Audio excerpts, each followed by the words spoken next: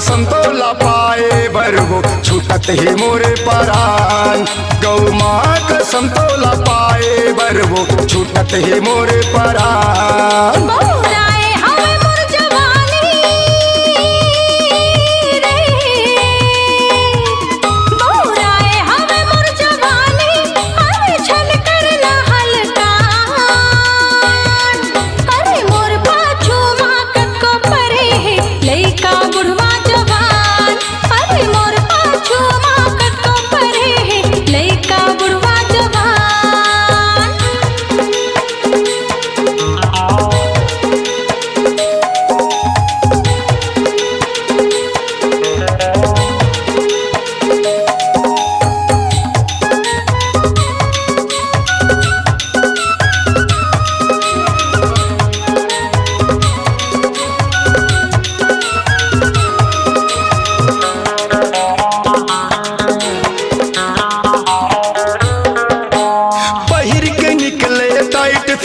Jeans top मदी के करिश्मावा, हाथ में तोरे टची मोबाइल, आखी में करिया के चश्मावा।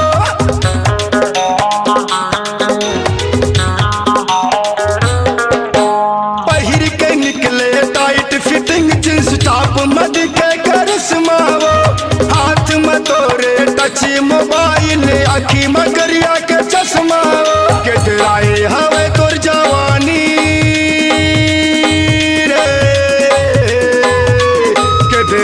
आवे तुर जवानी, रानी माल दिखे तैसरान।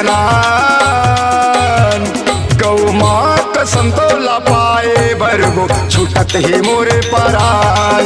गौ माँ का संतोला पाए बरगो छूटत ही मोरे परान।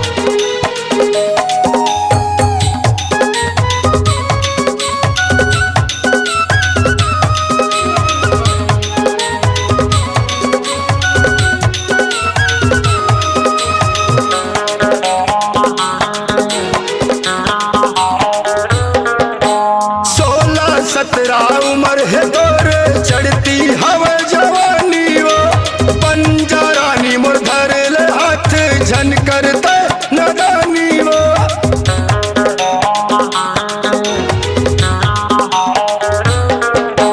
16-17 उम्र है तोरे चढ़ती हवा जवानी, वो पंजरानी मुरधर ले हाथ झन करते नदानी। वो के डराए हवे तोर जवानी,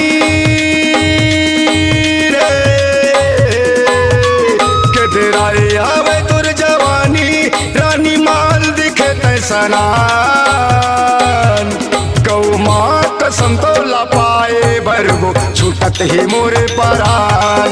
गौ माँ का संतोला पाए बरगो छूटत ही मोरे परान।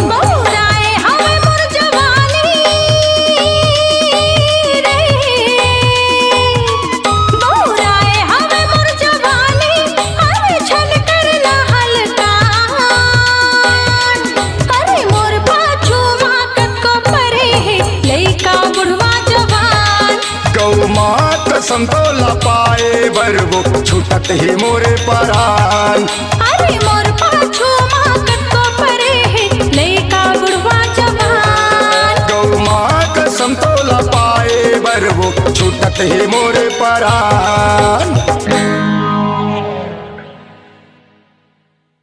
अपनी आवाज को दीजिए एक नया मुकाम।